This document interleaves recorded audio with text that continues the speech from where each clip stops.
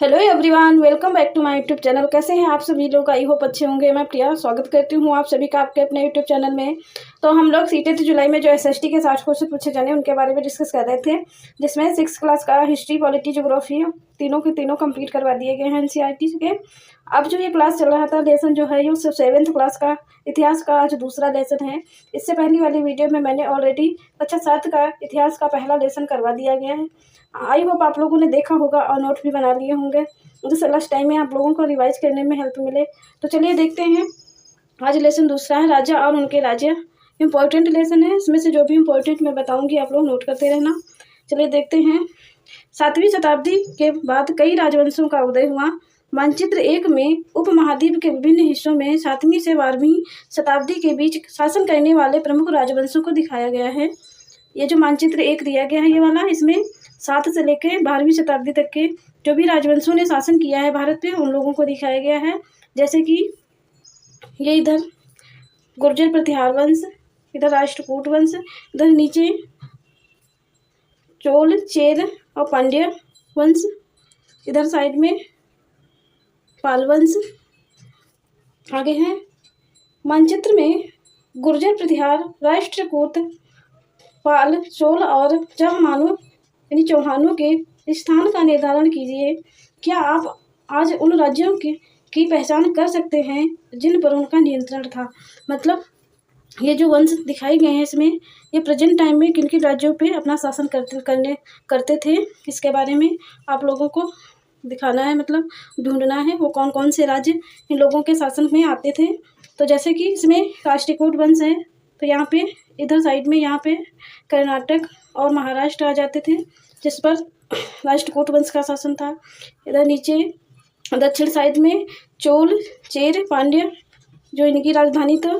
तो इधर तमिलनाडु और केरल और इधर उड़ीसा, आंध्र प्रदेश, ये इन सभी राज्यों पर चोल, चेर तथा पांड्य वंशों का शासन था। इधर पूर्व साइड में पाल वंश था, जिसमें झारखंड और पश्चिम बंगाल राज्य आते थे। फिर इधर पश्चिम साइड में और जो गुर्जर प्रतिहार वंश था वो किन किन राज्यों में शासन करता था? तो यहाँ पे उत्तर प्रदेश, राजस्थान और गुजरात का कुछ एरिया ये इधर वाला, और मध्य प्रदेश, ये सारे राज्य आ जाते थे। चलिए आगे हैं। नए राजवंशों का उदय। 7वीं सदी आते आते उपमहाद्वीप के विभिन्न भागों में बड़े भूस्वामी और योद्धा सरदार अस्तित्व में आ चुके थे। राजा लोगों प्रायः उन्हें मातहत या सामंत के रूप में मान्यता देते थे। उनसे उम्मीद की जाती थी कि वे राजा या स्वामी के लिए उपहार लाएं। किनसे? जिनको जो बड़े भूस्वामी होते थे, जो राजा, उनको मातहत या योद्धा सरदार के या उनको सामंत के रूप में जो मान्यता देते थे, उनसे राजा लोग उम्मीद करते थे कि वह राजा या स्वामी के लिए उपहार लाएं, उनके दरबार में हाजिरी लगाएं और उन्हें सैन्य सहायता प्रदान करें। अधिक सत्ता और संपदा हासिल करने पर सामंत अपने आप को महासामंत, महामंडलेश्वर, पूरे मंडल का स्वामी इत्यादि घोषित कर देते थे। कभी कभी वे अपने स्वामी के आधिपत्य से स्वतंत्र हो जाने का भी दावा करते थे। यहाँ से भी क्वेश्चन बना हुआ है। जो बड़े भूस्वामी थे उनको जो योद्धा सरदार अस्तित्व में आते थे, प्रायः राजा उनको कौन सी मान्यता प्रदान करते थे? तो इसको नोट कर लीजिएगा, मातहत या सामंत के रूप में।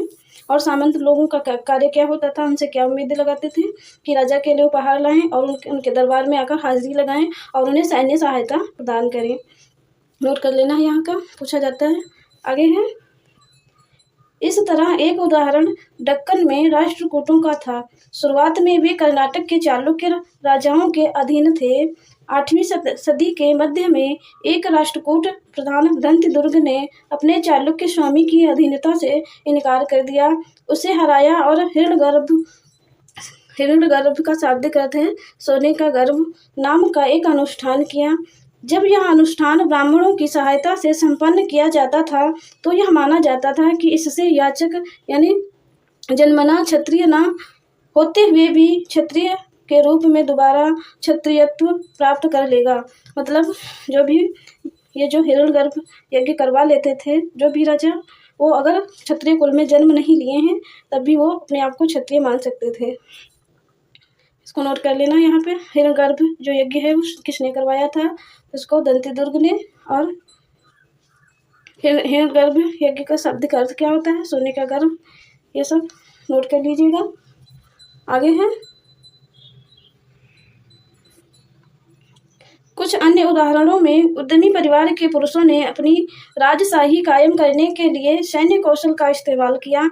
मिसाल के तौर पर कदम्ब मयूर शर्मन और गुर्जर प्रतिहार के हरिश्चंद्र ब्राह्मण थे, जिन्होंने अपने परंपरागत पेशे को छोड़कर शस्त्र को अपना लिया और क्रमशः कर्नाटक और राजस्थान में अपने राज्य सफलतापूर्वक स्थापित किए। वेरी इंपॉर्टेंट ये लाइनें हैं।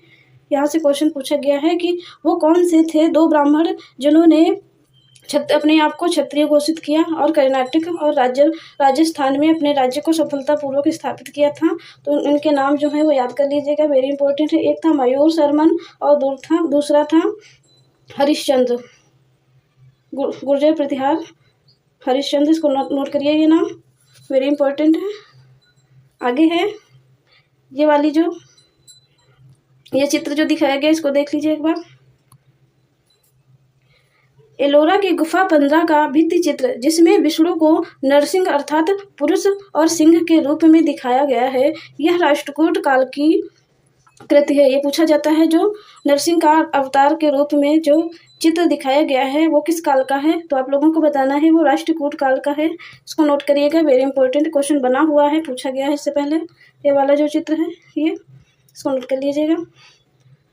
अगली हेडिंग है राज्यों में प्रशासन। इन नए राजाओं में से कईयों ने महाराजाधिराज यानी राजाओं के राजा, त्रिभुवन चक्रवर्ती, 3 भुवनों का स्वामी और इसी तरह के अन्य भारी भरकम उपाधियां धारण की।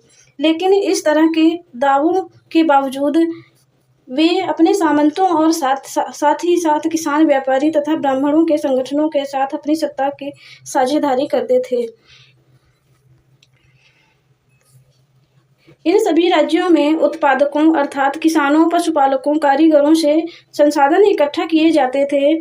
इनको अक्सर अपने उत्पादों का एक हिस्सा त्यागने के लिए मनाया या बाध्य किया जाता था। कभी कभी इस हिस्से को लगान मानकर वसूला जाता था, क्योंकि प्राप्त करने वाला भूस्वामी होने का दावा करता था।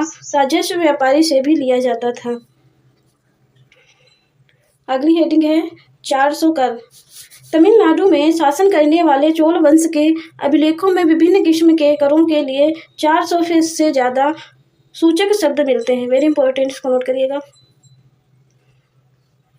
सबसे अधिक उल्लेखित कर है वेट्टी, जो नगद की बजाय जबरन श्रम के रूप में लिया जाता था। वेरी इंपॉर्टेंट को भी नोट कर लीजिएगा।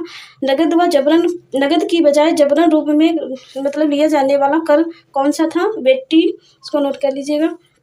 यानी जबरन श्रम और कदमाई यानी कि भूस्वामी थे। मकान पर छाजन डालने पर लगान लगने वाला कर, खजूर या ताड़ के पेड़ पर चढ़ने के लिए सीढ़ी का इस्तेमाल करने पर लगने वाला कर, पारिवारिक संपत्ति का उत्तराधिकारी हासिल करने के लिए लगने वाले कर इत्यादि का उल्लेख मिलता है। ये यहाँ से पूरा नोट करिएगा। आगे है ये संसाधन राज्य की व्यवस्था का वित्तीय आधार बनते थे, साथ ही मंदिरों और दुर्गों के निर्माण में भी इस्तेमाल होते थे। संसाधन उन युद्धों को लड़ने में भी इस्तेमाल होते थे जिनसे लूट की शक्ल में धन मिलने की तथा जमीन और व्यापारी मार्गों के प्रयोग करने की संभावनाएं बनती थी। राजस्व वसूली के लिए पदाधिकारियों की नियुक्ति सामान्यतः प्रभावशाली परिवारों के बीच से ही की जाती थी और प्रायः वंशानुगत होती थी। सेना में भी ऐसा ही होता था। कई बार राजा के निकट संबंधी इन ओहदों पर होते थे। अगली हेडिंग है प्रशस्तियाँ और भूमि अनुदान। प्रशस्तियों में ऐसे ब्यौरे होते थे जो शब्दशः सत्य नहीं भी हो सकते हैं, लेकिन ये प्रशस्तियां हमें बताती हैं कि शासक खुद को कैसा दर्शाना चाहते थे। मिसाल के लिए सूरवीर विजयी योद्धा के रूप में ये विद्वान ब्राह्मणों द्वारा रची गई थी, जो अक्सर प्रशासन में मदद करते थे। जो प्रशस्तियां थे वो किन के लोगों द्वारा लिखी गई थी, तो ये विद्वान ब्राह्मणों द्वारा रची गई थी, जो अक्सर प्रशासन में भी मदद करते थे। आगे है अगली हेडिंग है नागभट्ट की उपलब्धियां। कई शासकों ने प्रशस्तियों में अपनी उपलब्धियों का बखान किया है। आपने पिछले साल गुप्तवंश समुद्रगुप्त की प्रशस्ति के बारे में पढ़ा। संस्कृत में लिखी गई ग्वालियर मध्य प्रदेश में पाई गई एक प्रशस्ति में प्रतिहार नरेश नागभट्ट के कामों का वर्णन इस प्रकार किया गया है। आंध्र सैंधव यानी सिंध, विदर्भ महाराष्ट्र का हिस्सा और कलिंग उड़ीसा का हिस्सा के राजा उनके आगे सभी तभी धराशायी हो गए थे जब वे राजकुमार थे। ये जो यहाँ पे हैं आंध्र सैंधव यानी सिंध और विदर्भ महाराष्ट्र और कलिंग उड़ीसा, ये वाला मैच करने को पूछा जाता है ये क्वेश्चन, इसको नोट करिएगा। उन्होंने कन्नौज के शासक चक्र युद्ध को विजित किया। उन्होंने बंग यानी बंगाल का हिस्सा, अनर्थ गुजरात का हिस्सा, मालवा मध्य प्रदेश का हिस्सा, किरात वनवासी और तुरुस्क यानी तुर्क, वत्स मत्स्य दोनों उत्तर भारत के राज्यों राजाओं को पराजित किया। इसको भी नोट कर लीजिएगा। आगे राजा लोग प्रायः ब्राह्मणों को भूमि अनुदान से पुरस्कृत किया करते थे। ये ताम्रपत्रों पर अभिलिखित होते थे जो भूमि पाने वालों को दिए जाते थे। अगला है चित्र 2। यह थोड़ा संस्कृत और थोड़ा तमिल में लिखा हुआ ताम्रपत्रों का एक संग्रह है। ये वाला जो है इसके बारे में बताया गया, जिसमें 9वीं सदी के एक शासक के द्वारा दी गई भूमि अनुदान का उल्लेख है। इसमें जिन कड़ियों से ये पत्र जुड़े हैं उन पर राजसी मुहर लगी है, ये वाली यहाँ पे, जो यह बतलाने के लिए कि यह एक प्रमाणिक दस्तावेज है। आगे है भूमि के साथ क्या क्या दिया जाता था। यह चोलों के द्वारा दी गई एक भूमि अनुदान के तमिल भाग का एक अंश है। हमने मिट्टी की मेड़े बनाकर साथ ही कांटेदार झाड़ियां लगाकर भूमि की सीमाओं को चिन्हित कर दिया। इस भूमि पर ये चीजें हैं: फलदार वृक्ष, पानी भूमि, बगीचे और फलोद्यान, पेड़, कुएं, खुली जगह, चारागाह, एक गांव, बांबी, चबूतरे, नहरें, खाइयाँ, नदियाँ, दलदली जमीनें, हौज, अन्नागार, मछलियों के तालाब, मधुमक्खियों के छत्ते, गहरी झीलें। यानी भूमि के साथ ये सब भी साथ में दिया जाता था। जिसे यह भूमि मिलती है वह इससे कर वसूली करता है। वह न्यायाधिकारियों द्वारा जुर्माने के तौर पर लगाए गए कर वसूल सकता है। पान के पत्तों पर लगने वाला कर, बुने हुए कपड़ों पर लगने वाला कर, साथ ही साथ वाहनों पर लगने वाला कर वसूल सकता है। वह पक्की ईंटों के बने ऊपरी माले पर बड़े कमरे बनवा सकता है और बड़े छोटे कुएं खुदवा सकता है। पेड़ और कांटेदार झाड़ियां लगवा सकता है। जरूरी हो तो सिंचाई के लिए नहर बनवा सकता है। उसे यह सुनिश्चित करना चाहिए कि पानी बर्बाद ना हो और तटबंधों का निर्माण हो। आगे है 12वीं शताब्दी में एक वृहद संस्कृत काव्य की रचना की गई, जिसमें कश्मीर पर शासन करने वाले राजाओं का इतिहास दर्ज है। इसे कल्हड़ नामक एक रचनाकार द्वारा रचा गया। कल्हड़ ने अपना वृत्तांत लिखने के लिए शिलालेखों, दस्तावेजों, प्रत्यक्षदर्शियों के वर्णनों और पहले के इतिहासकारों समेत अनेक तरह के स्रोतों का इस्तेमाल किया। प्रशस्तियों के लेखकों से भिन्न वह अक्सर शासकों और उनकी नीतियों के बारे में आलोचनात्मक रुख दिखलाता है। इसलिए 12वीं सदी के लिए एक असाधारण ग्रंथ था।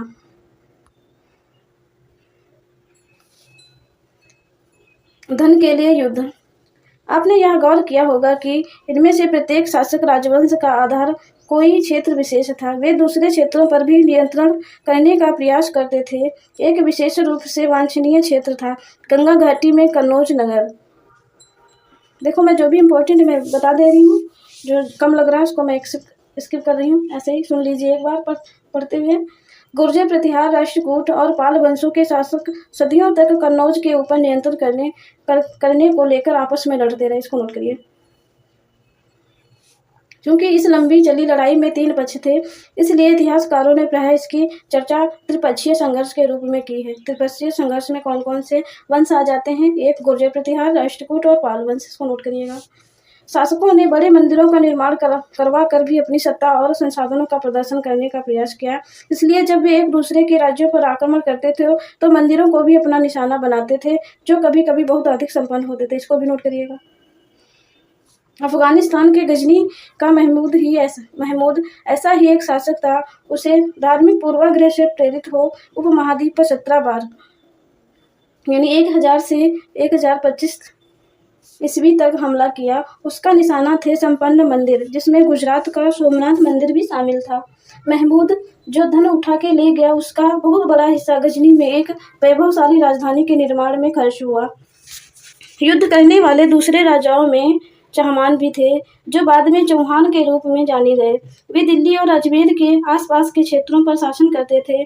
उन्होंने पश्चिम और पूर्व की ओर अपने नियंत्रण का विस्तार करना चाहा, जहां उन्हें गुजरात के चालुक्यों और पश्चिम में उत्तर प्रदेश के गढ़वालों से टक्कर लेनी पड़ी। चाहमान शासक पृथ्वीराज तृतीय 1168 से 1192 में, जिसने सुल्तान मोहम्मद गौरी नामक अफगान शासक को 1191 में हराया, लेकिन दूसरे ही साल 1192 में उसके हाथों हार गया। जो मोहम्मद गौरी वो पृथ्वीराज चौहान का जो तृतीय का जो शासनकाल है, ये पूछ लिया जाता है, इसको नोट करिएगा। आगे है चोल राज्य नजदीकी से एक नजर। उरेयूर से तंजावर तक चोल वंश सत्ता में कैसे आया? कावेरी डेल्टा में मुट्टियार नामक के एक प्रसिद्ध एक छोटे से मुखिया परिवार की सत्ता थी। वे कांचीपुरम के पल्लव राजाओं के मातहत थे। उरेयार के चोल वंशीय प्राचीन मुखिया परिवार के विजयालय ने 9वीं सदी के मध्य में मुट्टियार को हराकर इस डेल्टा पर कब्जा जमाया। उसने वहां तंजावर शहर और निशुम्भसूदनी देवी मंदिर बनवाया। इसको नोट करिएगा। किसने बनवाया था? पल्लव राजाओं, विजयालय ने। आगे है एक दूसरा मैप दिया गया है। विजयालय के उत्तराधिकारियों ने पड़ोसी इलाकों को जीता और उसका राज्य अपने क्षेत्रफल तथा शक्ति दोनों रूपों में बढ़ता गया। दक्षिण और उत्तर के पांड्यन और पल्लव के इलाके इस राज्य का हिस्सा बना लिए गए। राजराज प्रथम, जो सबसे शक्तिशाली चोल शासक माना जाता है, 985 में राजा बना और उसी ने इनमें से ज्यादातर क्षेत्र पर अपने नियंत्रण का विस्तार किया। उसने साम्राज्य के प्रशासन का भी पुनर्गठन किया। राजराज प्रथम के पुत्र राजेंद्र प्रथम ने उसकी नीतियों को जारी रखा और उसने गंगा घाटी, श्रीलंका तथा दक्षिण पूर्व एशिया के देशों पर हमला किया। इन अभियानों के लिए उसने एक जल सेना बनाई। भव्य मंदिर और कांस्य मूर्तिकला। अगली हेडिंग है भव्य मंदिर और कांस्य मूर्तिकला। राजराज और राजेंद्र प्रथम द्वारा बनवाए गए तंजावर और गंगईकोंड चोलपुरम के बड़े मंदिर स्थापत्य और मूर्तिकला की दृष्टि से एक चमत्कार है। इसको नोट करिएगा। जो तंजावर में गंगईकोंड चोलपुरम का मंदिर जो बनवाया गया है, वो किसके द्वारा? राजेंद्र प्रथम द्वारा। इसको नोट करिएगा। और सबसे उत्कृष्ट जो मूर्तिकला है वो किसके काल में थी? तो राजराज और राजेंद्र प्रथम के काल में। इसको नोट कर लीजिएगा। ये लाइन है यहाँ से।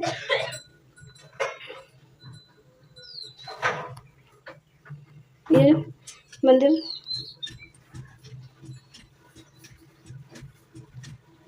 गंगईकोंड चोलपुरम का मंदिर छत जिस तरह से क्रमशः पतली होती गई है, उस पर गौर करें। बाहरी दीवारों को सजाने के लिए पत्थर की प्रतिमाएं अलंकृत की गई हैं, उन्हें भी देखिए। ये वाला जो मंदिर, इसमें यहाँ नीचे से ले जाके ऊपर तक इसको धीरे धीरे से छोटा किया गया है।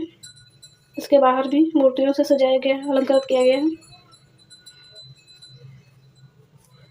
चोल मंदिर अक्सर अपने आसपास विकसित होने वाली बस्तियों के केंद्र बन गए। ये शिल्प उत्पादन के केंद्र थे। ये मंदिर शासकों और अन्य लोगों द्वारा दी गई भूमि से भी संपन्न हो गए थे। इस भूमि की उपज उन सारे विशेषज्ञों का निर्वाह करने में खर्च होती थी जो मंदिर के आसपास रहते और उसके लिए काम करते थे। पुरोहितों, मालाकारों, बावर्ची, मेहतर, संगीतकार, नर्तक इत्यादि। दूसरे शब्दों में मंदिर सिर्फ पूजा आराधना के स्थान ही नहीं थे, वे आर्थिक, सामाजिक और सांस्कृतिक जीवन के केंद्र भी थे। इसको भी नोट करिएगा, वेरी इंपॉर्टेंट है। ये लाइन पूछी गई है। मंदिर के साथ जुड़े हुए शिल्पों में सबसे विशिष्ट था कांस्य प्रतिमाएं बनाने का काम। चोल कांस्य प्रतिमाएं संसार की सबसे उत्कृष्ट कांस्य प्रतिमाओं में गिनी जाती हैं। वेरी इंपॉर्टेंट, इसको नोट कर लीजिएगा। आगे, ज्यादातर प्रतिमाएं तो देवी देवताओं की ही होती थी, लेकिन कुछ प्रतिमाएं भक्तों पे भी बनाई गई हैं, इसको भी नोट करिए।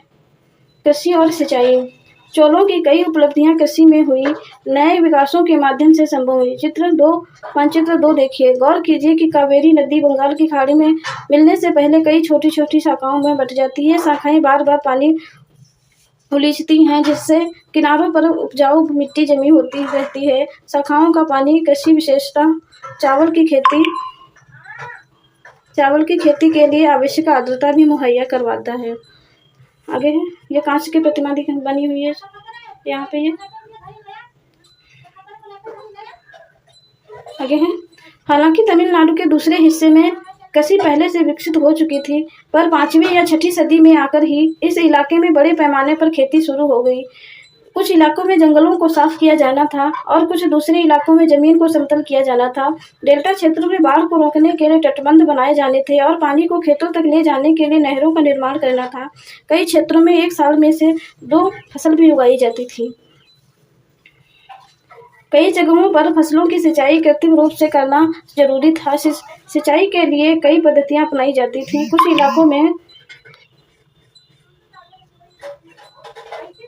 इलाकों में कुएं खोदे गए, कुछ अन्य जगहों में बारिश के पानी को इकट्ठा करने के लिए विशाल सरोवर बनाए गए। चित्र 4 में एक चोल कांस्य प्रतिमा, कितनी सावधानी के साथ उसे अलंकृत किया गया, इस पर गौर कीजिए। ये वाली जो दिखाई गई प्रतिमा, ये वाली इस पर कांच की प्रतिमा। आगे है,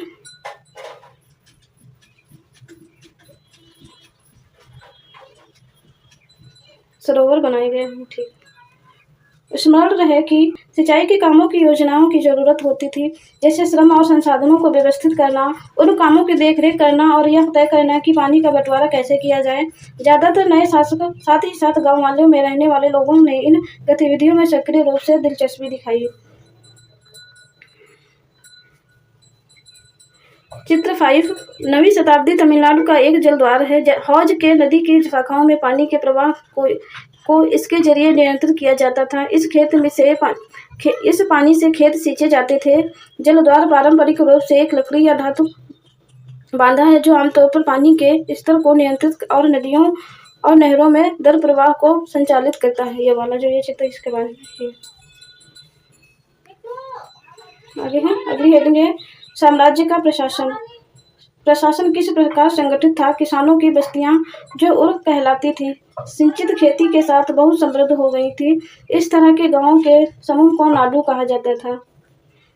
जब बस्तियां थोड़ा सा विकसित हो गई तो ऐसे किसानों की बस्तियों को उर्ग कहलाई गई, और जो सिंचित खेती के साथ बहुत समृद्ध हो गई, इस तरह गांवों के समूह को नाडू कहा गया। इसको नोट करिएगा। ग्राम परिषद और नाडू न्याय करने और कर वसूलने जैसे प्रशासनिक कार्य भी करते थे। इसको भी नोट करिएगा। धनी किसानों को केंद्रीय चोल सरकार की देखरेख में नाडू के कामकाज में अच्छा खासा नियंत्रण हासिल था। उनमें से कई धनी भूस्वामियों को चोल राजाओं के सम्मान के रूप में मुवेद वेलन, 3 राजाओं के अपनी सेवाएं प्रदान करने वाला वेलन या किसान, वेलन का अर्थ होता है किसान, अरैयार यानी प्रधान जैसी उपाधि दी और उन्हें केंद्र में महत्वपूर्ण राजकीय पद सौंपे। इसको नोट कर लीजिएगा। उनमें कई भूस्वामियों को चोल राजाओं ने सम्मान के रूप में मुवेद वेलन यानी 3 राजाओं को सेवाएं प्रदान करने वाला वेलन या किसान की उपाधि दी। इसको नोट करिए।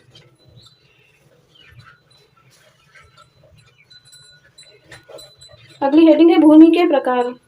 चोल अभिलेखों में भूमि की विभिन्न कोटियों का उल्लेख मिलता है। नंबर 1 है वेलन वगाई। जो भूमि की पहली कोटि है उसका नाम है वेलन वगाई। यह कैसी भूमि होती थी? यह गैर ब्राह्मणों या किसानों भूस्वामी को जो भूमि दी जाती थी उसको वेलन वगाई कहते हैं। अगली है ब्रह्मदेय, ब्राह्मणों को उपहार में दी गई भूमि। ब्रह्मदेय। फिर अगली है साला भोग, किसी विद्यालय के रखरखाव के लिए दी गई भूमि, तो वो साला भोग हो गई। देवदान या तिरुनमदक्किनी, तो ये मंदिर को उपहार में दी गई भूमि। फिर है अगली है पल्लीचंदम, ये जैन संस्थानों को दान में दी गई भूमि। इसको नोट करिएगा, वेरी इंपॉर्टेंट है। मैच करने वाला क्वेश्चन पूछा जाएगा। इस एक तरफ ये नाम दे दिए जाएंगे, दूसरी तरफ ये कैसी किस प्रकार की भूमि है वो लिख दिया जाएगा। इसमें आप लोगों को मैच करना होगा, इसको नोट करिएगा, वेरी इंपॉर्टेंट है। आगे हमने देखा है कि ब्राह्मण को समय समय पर भूमि अनुदान या ब्रह्मदेय प्राप्त हुआ। परिणाम स्वरूप कावेरी घाटी और दक्षिण भारत के दूसरे हिस्सों में ढेरों ब्राह्मण बस्तियां अस्तित्व में आईं। प्रत्येक ब्राह्मण की देख रेख प्रमुख ब्राह्मण भूस्वामियों की एक सभा द्वारा की जाती थी। ये सभाएं बहुत कुशलतापूर्वक काम करती थीं। इनके निर्णय शिलालेखों में प्रायः मंदिरों की पत्थर या दीवारों पर ब्यौरेवार दर्ज किए जाते थे। नगरम के नाम से ज्ञात व्यापारियों के संघ को अक्सर शहरों में प्रशासनिक कार्य संपादित करते थे। इसको नोट करिए। तमिलनाडु के चिंगलपूट जिले के उत्तर मेरू से प्राप्त अभिलेख में इस बात का सविस्तार वर्णन है। किस बात का? आगे कि ब्राह्मणों की सभा का संगठन कैसा था। सिंचाई के कामकाज, बाग बगीचों, मंदिरों इत्यादि की देख रेख के लिए सभा में विभिन्न समितियां होती थीं। इनमें सदस्यता के लिए लोग योग्य होते थे। उनके नाम तालपत्र के छोटे टिकटों पर लिखे जाते थे और मिट्टी के बर्तन में रख दिए जाते थे, और किसी छोटे लड़के को हर समिति के लिए एक के बाद एक टिकट निकालने के लिए कहा जाता था। इसको नोट कर लीजिएगा। आगे है अभिलेख और लिखित सामग्री। उत्तर मेरू अभिलेख के अनुसार सभा की सदस्यता के लिए इच्छुक लोगों को ऐसी भूमि का स्वामी होना चाहिए जहां से भू राजस्व वसूला जाता है। उनके पास अपना घर होना चाहिए। उनकी उम्र 35 से 70 के बीच होनी चाहिए। उन्हें वेदों का ज्ञान होना चाहिए। अगर कोई सदस्यता लेना चाहे सभा का तो उसकी एलिजिबिलिटी क्या होना चाहिए? तो वह जहाँ से वो रह रहा हो उसके लिए उसका खुद का घर होना चाहिए, और भू राजस्व वसूला जाना चाहिए। उसकी उम्र 35 से 70 के बीच होना चाहिए और उसे वेदों का ज्ञान होना चाहिए। उन्हें प्रशासनिक मामलों की अच्छी जानकारी होनी चाहिए और ईमानदार होना चाहिए। यदि कोई पिछले 3 सालों में किसी समिति का सदस्य रहा है तो वह किसी और समिति का सदस्य नहीं बन सकता। जिसने अपने संबंधों के खाते जमा नहीं किए हैं वह चुनाव में नहीं लड़ सकता। इसको नोट करिएगा, वेरी इंपॉर्टेंट है, ये पूछा गया है। आगे है अभिलेखों में राजाओं और शक्ति संपन्न पुरुषों के बारे में तो जानकारी मिलती है, लेकिन यह जानना खास मुश्किल है कि साधारण मर्दों और औरतों का जीवन इस राज्य में कैसा था। 12वीं शताब्दी में तमिल कृति पेरियार पुरम के एक उदाहरण में अन्नूर की सरहदों पर फूस की पुरानी छाजनों वाली छोटी छोटी झोपड़ियों से अंटा पड़ा पुलाया एक ऐसा समूह जिसे ब्राह्मण और बेलाल प्रतिष्ठित समाज के बाहर मानते थे। लोगों का एक ऐसा छोटा सा पूर्वा था जिसमें ओछे किस्म के पेशे में लगे खेतिहर मजदूर रहते थे। चमड़े की पट्टियों से घिरे हुए झोपड़ियों में हाथों में छोटे मुर्गियों झुंडों में घूमते रहते थे। गहरे रंग के बच्चे जो काले लोहे के कंगन पहने हुए थे छोटे पिल्लों को उठाए चलते चल रहे थे।